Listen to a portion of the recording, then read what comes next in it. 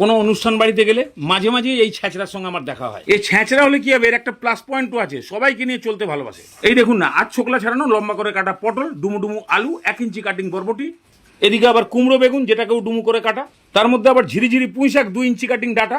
এবার এদের সঙ্গে যদি থাকে একটা ইয়ং মার্কা কাতলা মাছের মাথা, সবগুলোকে একসঙ্গে ক্যাচড়া করে ছ্যাঁচড়া বানিয়ে যদি অনুষ্ঠান বাড়িতে দুপুরের পাতে পড়ে, বারবার ধরে কাঁটা চেয়ে চেয়ে চুষে শাক দিয়ে ভাত দিয়ে মেখে খেলেই তো অর্ধেক পেট ভরে, কি তাই না? এখন সমস্যা হলো অনুষ্ঠান তো নাই, ঘরে কি করে বানিয়ে খাবো? তাহলে সবজিগুলোকে ঠিক ওইভাবে কেটে ফেলুন আর মাথাটাকে ধুয়ে ভালো করে পরিষ্কার করে নুন হলুদ মাখিয়ে রাখুন। এবার কড়াইতে এমন পরিমাণ তেল গরম করুন যেন মাছের মাথা সবজি টবজি সব ভাজা হয়। প্রথমে মাছের মাথা বেশ ভালো করে ভাজুন, একদম উল্টিয়ে পাল্টিয়ে দুপিঠটাকে খুব ভালো করে ভেজে নিন।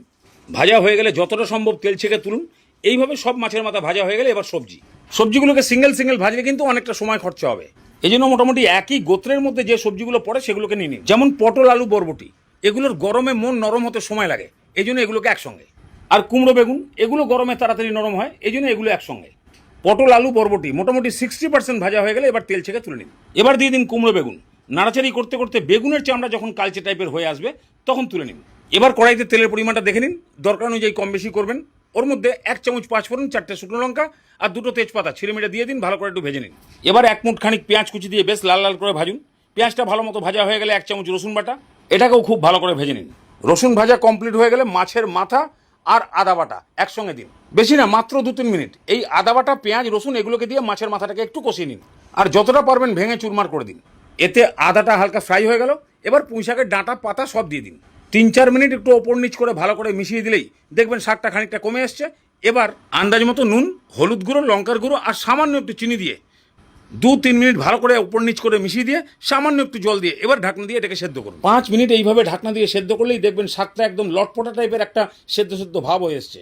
সব ভাজা সবজিগুলোকে এই সময় দিয়ে দিন। এবার এই সবজি, শাক, মাছের মাথা সব একদম 3-4 মিনিট খুব ভালো করে কষান। যখনই দেখবেন একটু মাখা টাইপের হয়ে এসছে, সেদ্ধ কিন্তু হয়নি, সামান্য একটু জল দিয়ে এবার নাড়িয়ে চাড়িয়ে ঢাকনা দিয়ে ধিমি আঁচে সেদ্ধ করুন। এইভাবে 3-4 বার ঢাকনা তুলে নাড়িয়ে চাড়িয়ে সেদ্ধ করলেই পুরোপুরি সেদ্ধ হয়ে যাবে। আর লাস্ট পজিশনে দেখবেন সাইড দিয়ে তেল ছাড়তে শুরু করেছে, মানে তরকারি রেডি। অনেকে আবার এই সময় সামান্য ময়দা ছড়িয়ে দিয়ে রেসিপিটাকে একটু মাখা করার চেষ্টা করে, কিন্তু কোনো দরকার নেই। দেখুন এমনিতেই কত মাখা আছে। এই সময় 1 চামচ গরম মশলা দিয়ে ভালো করে মিক্স করে গ্যাসের ফ্লেমটাকে বন্ধ করে ঢাকনা দিয়ে 5 মিনিট রেখে দিলেই সবার প্রিয় কিন্তু ছ্যাঁচড়া রেডি। সময় করে একবার এইভাবে বানিয়ে দেখবেন, দুর্দান্ত স্বাদ।